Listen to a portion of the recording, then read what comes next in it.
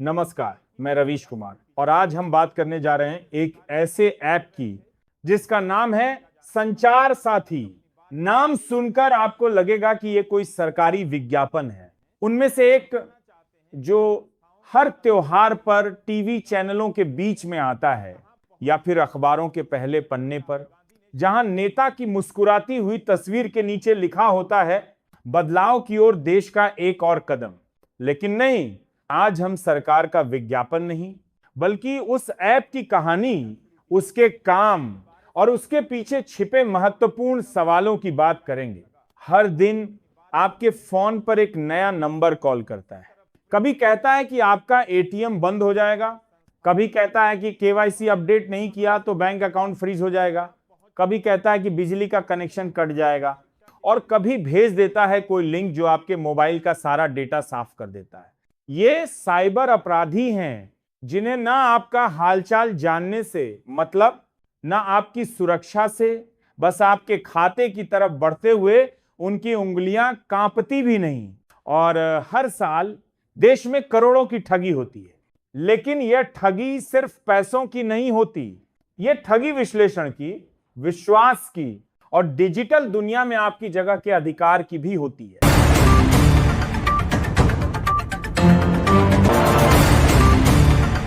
सरकार ने कहा लोगों को सुरक्षित रखना है, फोन के दुरुपयोग को रोकना है, सिम कार्ड की फर्जीगिरी रोकनी है और इसी के लिए आया संचार साथी ऐप।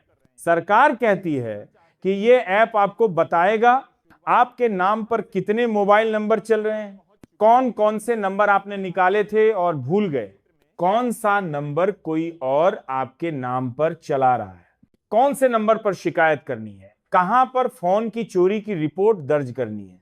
सरकार कहती है कि यह एक डिजिटल सुरक्षा कवच है। हम कहते हैं कवच अच्छा है पर सवाल पूछना भी जरूरी है। टाफ कॉप मतलब आपके नाम पर कितने सिम कार्ड जारी हुए हैं। सरकार कहती है यह सुविधा किसी को भी पता लगाने देती है कि कहीं आपके नाम पर 5, 7 या 10 नंबर किसी और के हाथ में तो नहीं। यह सुनकर अच्छा लगता है, पर सवाल यह है, क्या फर्जी सिम जारी होने पर सबसे पहले कंपनी जिम्मेदार नहीं? इस ऐप से पहले वे क्या कर रही थी?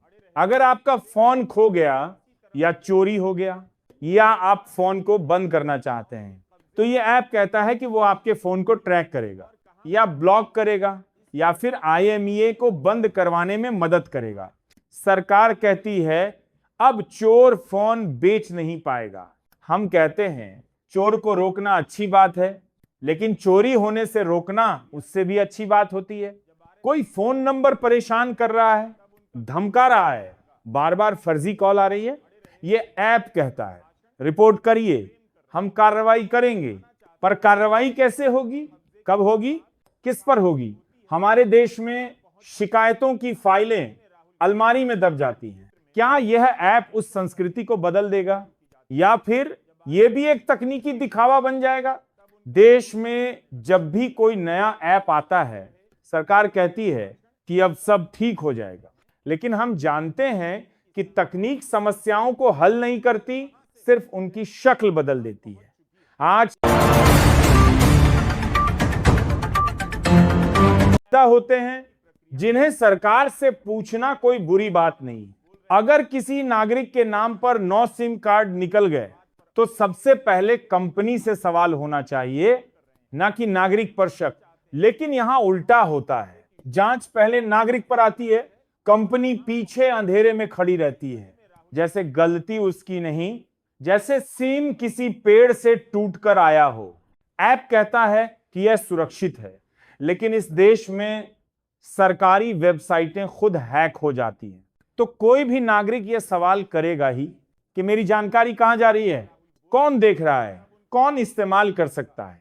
यह सवाल कोई अपराध नहीं है, यह सवाल एक नागरिक का अधिकार है।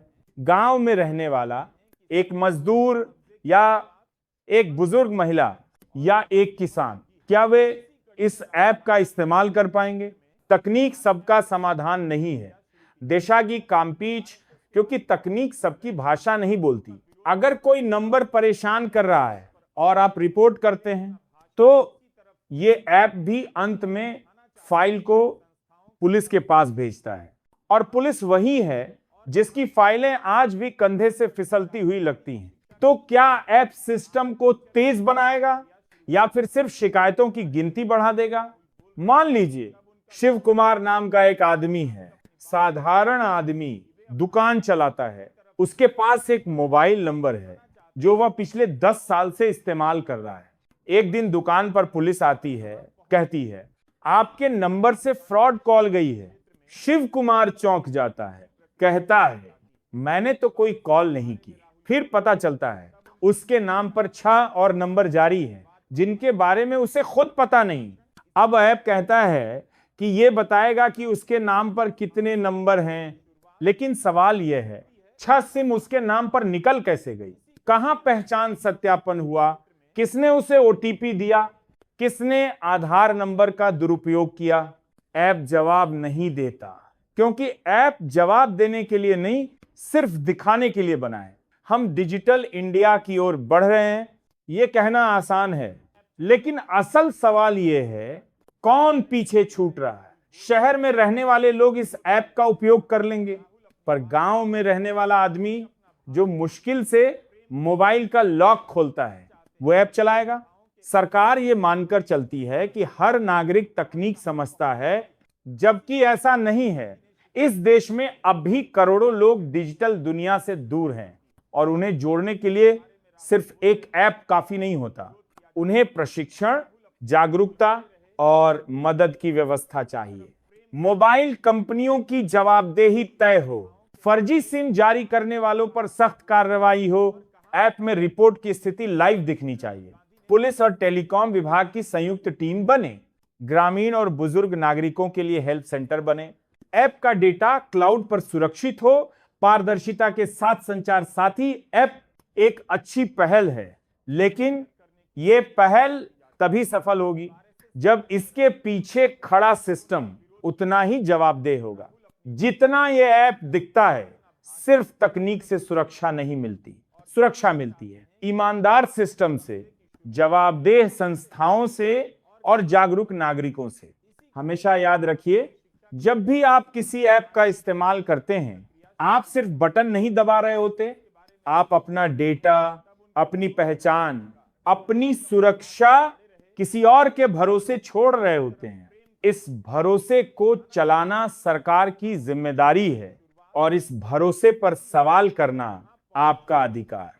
मैं रवीश कुमार, आज के लिए बस इतना ही। अगर ये जानकारी आपको मददगार लगी तो अपने आसपास के लोगों को भी बताइए, क्योंकि तकनीक तभी चलती है जब लोग उसे समझते हैं।